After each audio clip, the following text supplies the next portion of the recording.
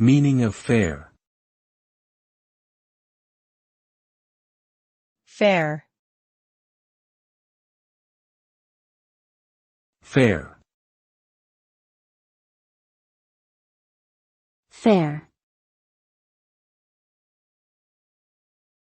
Fair.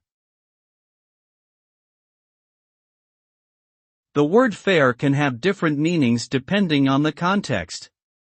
Generally, it refers to something that is just, equitable, and unbiased. It can be used to describe a situation where everyone has an equal opportunity or treatment, or when something is reasonable and appropriate.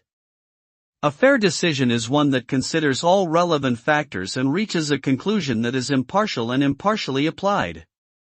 In short, fairness is the quality of being honest, just and reasonable, and it is expected in all aspects of life, including politics, business, and personal relationships.